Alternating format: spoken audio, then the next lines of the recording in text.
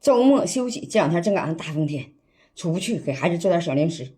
软糯香甜的驴打滚，碗中盛出来25克的小麦淀粉，也叫澄面，加入25克刚烧开的开水，一定要是刚烧开的开水啊，27克，多一点。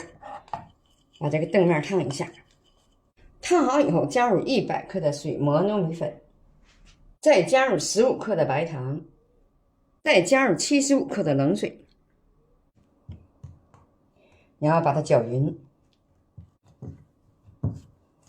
搅匀以后揉成团，把它好好揉一下，搓一下，把它搓细腻了。搓细腻以后，把它搓成长条，分成小的面积，把它揉圆，拍扁，拍的薄一些，这样就可以。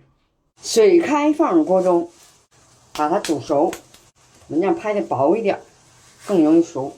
煮到完全浮起，煮透，捞出，把水分控干啊，4分钟左右，稍微晾凉，到达晚上，稍微晾一下，不烫手了，加入10克的熟油或者是黄油都可以，有黄油的加黄油，没有黄油的你就加熟油。戴上手套油，把油和面把它充分揉匀，揉得非常光滑细腻，完你再反复的抻拉，这样吃起来更劲道，越抻越新鲜。看，最后把它抻到不折，能拉丝的状态，这就行了。把它先盖上，我们调个豆沙馅。不管你用的是什么红豆沙，都要把它稀释一下。这个水要用凉白开，稀释好了，这样抹的时候我们才容易把它抹开。调好豆沙以后，案板上加点黄豆粉，熟的黄豆粉，把揉好的面蘸上黄豆粉，然后擀成一个厚一点的面片。好，不用擀太薄啊，这样不用擀太薄。然后我们涂上豆沙馅儿，用刮板把它刮匀刮平。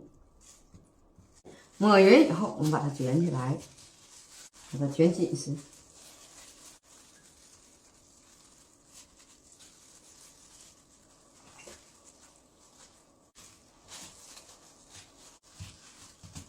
然后我们用线把它切成小块，自己需要多大就切多大，勒出的更好看。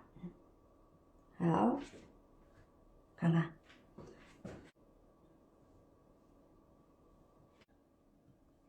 摆入盘中以后，上面再塞上一层黄豆粉，我们香甜软糯的驴打滚就做好了。好了，喜欢我的视频，点你视频上方的关注，插点赞支持一下，感谢您的支持观看，我们下次视频见，拜拜。